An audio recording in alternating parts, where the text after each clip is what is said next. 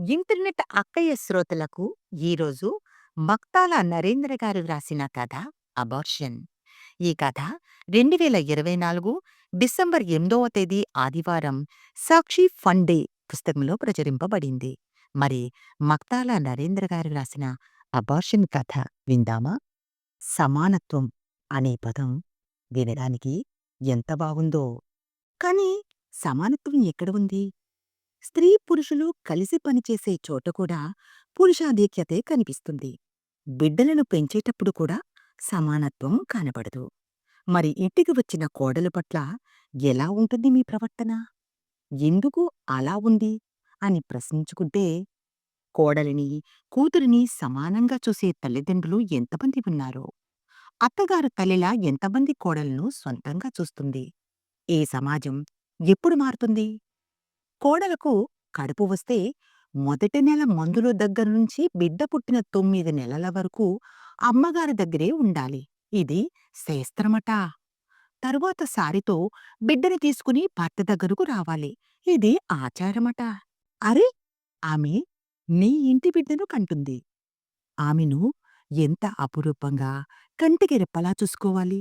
ఈ ఆలోచన లేకపోవడం వల్ల ఎవరికి వారే అయిపోతున్నారు. అక్కడే ఒక్కసారి న్యాయంగా, సున్నితంగా వ్యవహరిస్తే కుటుంబ వ్యవస్థలు ఎంత బాగుంటాయో. ఆ కోణంలో సాగిన కథే ఈ అబార్షన్ అనే కథ. మరోసారి ఆలోచించుకోండి. మళ్ళీ కావాలనుకుంటే కుదరకపోవచ్చు. నేను చెప్పాల్సింది చెప్పాను. తర్వాత మీ ఇష్టం అంది డాక్టర్ పద్మ. 5 నిమిషాలు భయంకరమైన నిశ్శబ్దం. పెద్ద శబ్దం విని ఉలిక్కిపడ్డ చిన్నపిల్లలా ఉంది సంధ్య. ఆమె ఏమీ మాట్లాడే స్థితిలో లేదని అర్థమైంది డాక్టర్‌కి. 2 రోజుల తర్వాత మీరు రావచ్చు అంటూ అసహనంగా టేబుల్ మీద ఉన్న బెల్ నొక్కింది. తనకెందుకో డాక్టర్ తన ముఖం మీదే గెటౌట్ అని చెప్పినట్లు అనిపించింది సంధ్యకు. సరే అన్నట్టు తల ఊపుతూ పక్కనే ఉన్న భర్త వైపు చూసింది. పర్వాలేదులే, నా నిర్ణయం సరైనదే అన్నట్లు చూశాడు నరేంద్ర. ఇద్దరూ పైకి లేచి డాక్టర్ గారికి నమస్కరించి బయటకు వచ్చి ఇంటికి వెళ్ళడానికి హాస్పిటల్లో బయట పార్కు చేసిన వారి బైక్ దగ్గరకు నడుచుకుంటూ వెళ్లారు. అప్పుడే ఒక కుక్క వాళ్ళ బైక్ వెనుక టైరు మీద చేయాల్సిన పని చేసి వెళ్ళిపోయింది. మరో చిన్న కుక్కపిల్ల బైక ముందు చక్రం దగ్గర పడుకుని ఉంది. నరేంద్రని చూసి తోక ఊపుకుంటూ అతని చెప్పులు నాకబోయింది. విసురుగా కాలితో ఒక్క తోపు తోశాడు నరేంద్ర. కుయ్ కుయ్ మంటూ అరవసాగింది ఆ కుక్కపిల్ల. ఇంతలో దాని తల్లి ఒక్కసారిగా నరేంద్రని చూస్తూ భౌ భౌమని అరుస్తూ తన బిడ్డను ఆప్యాయంగా నాకుతూ సముదాయిస్తూ ఉంది. ఆ కుక్కపిల్లను, దాని తల్లిని చూస్తూ ఉంది సంధ్య. కాలు విరిగిన తన తల్లి బాగోగులు చూడ్డానికి భార్య కడుపులో పెరుగుతున్న బిడ్డ అడ్డమని తేల్చి అబార్షన్ చేయించడానికి డాక్టర్ దగ్గరికి తీసుకువచ్చిన భర్త వైపు కూడా చూసింది. భర్త మాటకు తాను కనీసం ఎదురు చెప్పలేకపోయానని, ఆ మూగ జీవానికున్న ధైర్యం కూడా లేనందుకు తనమీద తానే జాలిపడుతూ భర్త బైకు వెనక సీటుపైకి ఎక్కి కూర్చుంది. అయితే ప్రతిసారిలాగా భర్త భుజంపైన చెయ్యి వేయలేదు. బైకు వెనక మాత్రమే పట్టుకుని కూర్చుంది. బైకు బయలుదేరింది. ఇద్దరి మధ్య నిశ్శబ్దం తిష్టవేసుకుంది. ఎక్కుపెట్టిన బాణంలా స్పీడ్ బ్రేకర్ దగ్గర కూడా నిదానంగా వెళ్లకుండా వేగంగా వెడుతుంది బైకు. వెనక మరింత గట్టిగా పట్టుకుని కూర్చుంది సంధ్య. మెల్లగా పొమ్మని చెబితే, అమ్మ బెడ్ మీద ఉందని తెలుసుగా, మనం వచ్చి గంట పైన అయింది, త్వరగా వెళ్లాల్సిందే అని తన భర్త ఎలాగూ అంటాడు. అందుకే మౌనంగా ఉండిపోయింది. హాస్పిటల్ నుంచి ఇంటికి వెళ్ళడానికి 20 నిమిషాలు పట్టింది. సంధ్యను ఇంటి గుమ్మం దగ్గర వదిలి ఆఫీస్‌కు బయలుదేరాడు నరేంద్ర. ఇంటి బయట చెప్పులు వదిలి మెయిన్ డోరు తలుపు తీసింది సంధ్య. రా అమ్మా రా, కొంచెం కాఫీ కలిపివ్వు, తల పగిలిపోతుంది అంది సరోజినమ్మ. సరే అత్తయ్య అంటూ వంటింట్లోకి వెళ్ళి టీ గిన్నెలో కొన్ని పాలు పోసి స్టవ్ మీద పెట్టి డ్రెస్ చేంజ్ చేసుకుందామని బెడ్రూంలోకి వెళ్ళి వార్డ్‌రోబ్ దగ్గరకు వెళ్ళింది. వార్డ్‌రోబ్ అద్దంలో తను పొత్తికడుపు వైపు చూసుకుంది. ఒక చెయ్యి పొట్ట మీద ఉంచుకుని మరో చేత్తో నైటీతో కన్నీళ్లు తుడుచుకుంటూ తన కడుపులో పెరుగుతున్న బిడ్డతో 4 నెలలు నిన్ను చంపుకుంటున్నాను, నన్ను క్షమించరా అంటూ వెక్కి వెక్కి ఏడవసాగింది. ఎంత ఆపుకుందామన్నా కన్నీళ్లు ఆగడం లేదు. సంధ్యా! ఒసే సంధ్యా! పాలు మరిగిపోతున్నాయి. సోకులు చేసుకోవడం ఆపి బయటకు రావే! అంటూ సరోజనమ్మ అరుస్తూ తన చేతి కర్రతో మంచాన్ని గట్టిగా కొట్టసాగింది. ఈ లోకంలోకి వచ్చి గబగబా నైటీని దుడుచుకుని హడావిడిగా వంటగదిలోకి పరుగుపెట్టింది. దారిలో టీపాయ్ అంచు రోజు మాదిరిగానే మోకాల్ని ముద్దాడింది. అబ్బా! అని గట్టిగా అరిస్తే, "ఇంకా కళ్ళు కూడా పోయాయా? చూసుకుని నడవలేవా?" అనడానికి అత్తయ్య రెడీగా ఉంది. అందుకే బాధనంతా పంటి బిగువున పట్టి వంటింట్లోకి వెళ్ళి కాఫీ కలిపి అత్తయ్య చేతిలో పెట్టింది.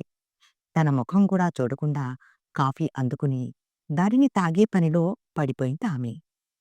"అత్తయ్య, మీతో విషయం చెప్పాలి" అంది సంధ్య లోకొంతుతో. "ఏంటి?" అంది అత్తగారి గొంతు కరుగ్గా.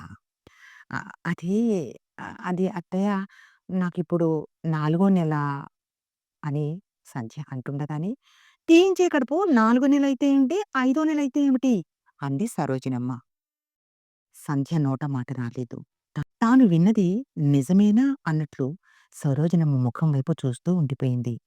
అప్పటి వరకు అబార్షన్ చేయించాలనుకున్న నిర్ణయం కేవలం భర్తది మాత్రమే అనుకుంది.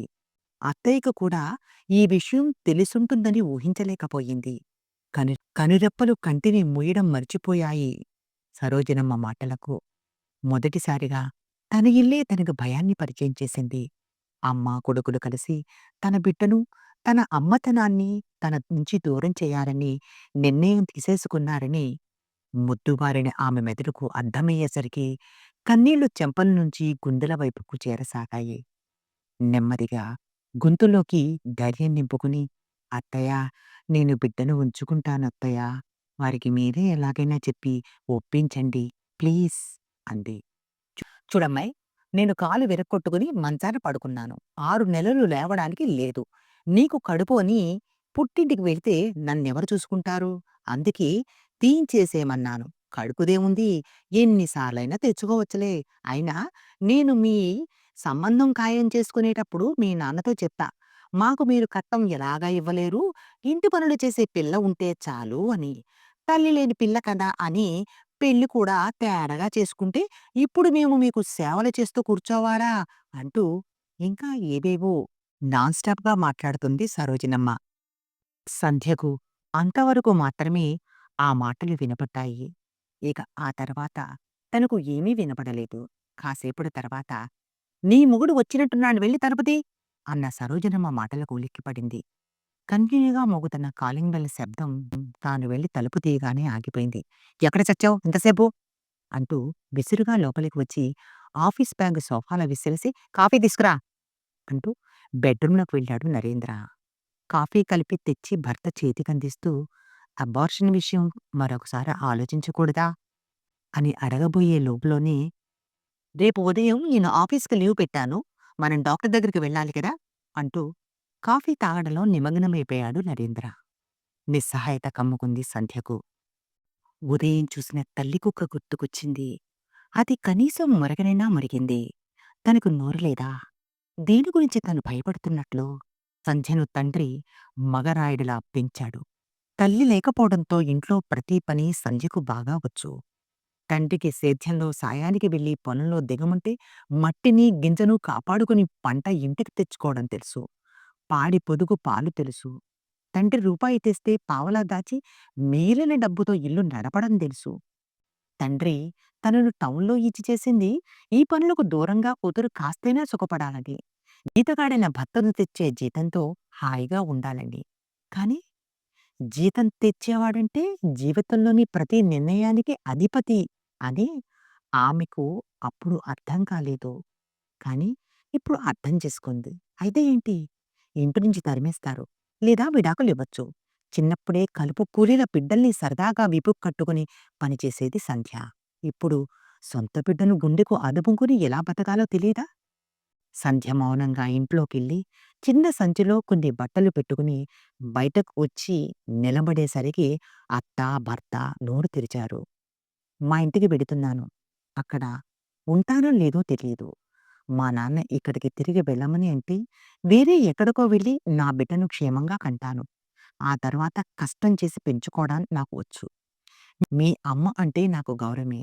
ఆమె కాలు విరిగితే ఎలా సేవ చేయాలో ఈ క్షణం వరకు ఆలోచిస్తూనే ఉన్నాను.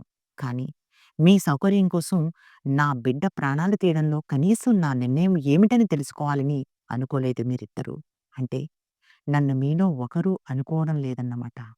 నేను కూలిదాన్ని కాదు. కోడల్ని, భార్యని, ఇప్పుడు కేవలం కాబోయే తల్లిని. నాకై నేను వద్దనుకుంటే తప్ప నా కడుపులోని బిడ్డను ఎవ్వరూ తాకలేరు. ఇప్పుడు పెడుతున్నాను. అత్తయ్య, మీ అబ్బాయి వచ్చి క్షమాపణలు చెప్పి, మీరు క్షమాపణలు చెప్పాకే నా కడుపులోని బిడ్డతో పాటు నలుగురం కూర్చుని మన ఇంట్లో ఎవరు ఏ ఇబ్బంది పడకుండా ఎలా ఈ సందర్భాన్ని దాటొచ్చో ఆలోచిద్దాం. మరో విషయం, మీరు కాలు విరిగి మాత్రమే మంచం మీద పడ్డారు. నేను కనుక ఇప్పుడు ఇల్లు దాటితే మీ అబ్బాయి నడిమే విరుగుతుంది. జాగ్రత్త అంది సంధ్య.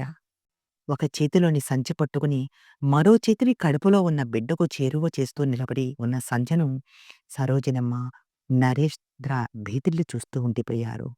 వాళ్ళ ముఖాలు చూస్తుంటే వాళ్ళ ఆధిపత్యం ఏ క్షణమైనా అబార్షన్ టేబుల్ ఎక్కేలా ఉందనిపించింది సంధ్యకు. ఆమె ధైర్యంగా అలాగే నిలిచుంది. తన స్వేచ్ఛను హరించి, తనను కట్టిపడేయాలనుకునే బంధనాల నుండి స్త్రీ తనకు తానుగా బయటకు రావాలి. ఇటువంటి స్ఫూర్తిదాయకమైన కథను అందించిన మక్తాల నరేంద్ర గారికి అభినందనలతో ఇంటర్నెట్ అక్కయ్య.